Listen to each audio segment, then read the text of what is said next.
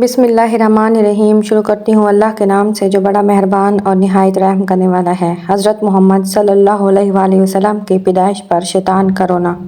جب شیطان ابلیس نے حضرت آدم علیہ السلام کو سجدہ کرنے سے انکار کیا تو وہ مردود قرار دے دیا گیا، اللہ تعالیٰ کے دربار سے دھتکارا گیا۔ شیطان ابلیس نے اللہ تبارک و تعالیٰ سے یہ عہد کیا تھا کہ تا قیامت انسانوں کو راہ حق سے گمراہ کرتا رہے گا اور انسانیت کو خدا کی اطاعت سے نکال کر شرک میں مبتلا کرے گا، اور اللہ تعالیٰ نے ابن آدم کو گمراہی سے بچانے اور صراط مستقیم پر گامزن رہنے کے لیے ہر دور میں پیغمبروں اور نبیوں کو بھیج کر بنی آدم پر احسان کیا۔ ابلیس کو یہ خوف تھا نبیوں پیغمبروں کی تعلیمات کہیں انسانوں کو اس لا شریک محبوب کے قریب نہ کر دے۔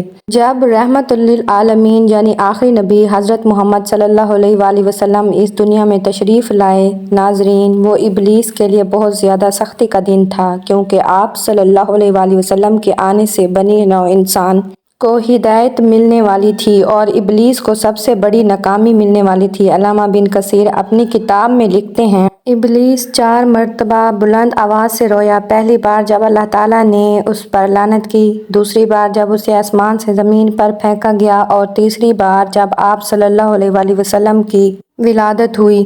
تو اس کے بعد چوتھی بار جب سورہ فاتحہ کا نزول ہوا، تب ابن ابی حیثم تفسیر میں حضرت اکرامہ بن روایت کرتے ہیں کہ آپ صلی اللہ علیہ وآلہ وسلم کی ولادت کی وجہ سے روئے زمین پر نور سے منور ہو گئی۔ ابلیس نے کہا کہ آج ایسا بچہ پیدا ہوا ہے جو ہمارا معاملہ خراب کر دے گا، اور اس کے ایک سپاہی نے کہا تم جاؤ اور اس بچے کی عقل میں خامی پیدا کرو۔ جب آپ صلی اللہ علیہ وسلم کے قریب ہوا، حضرت جبرائیل علیہ السلام نے اسے ایک لات مار کر آپ صلی اللہ علیہ وآلہ وسلم سے دور کر دیا۔ جس رات آپ صلی اللہ علیہ وآلہ وسلم کی پیدائش ہوئی، آسمان پر حسین مناظر تھے اور ابلیس کے لیے وہ ذلت بھری رات ثابت ہوئی۔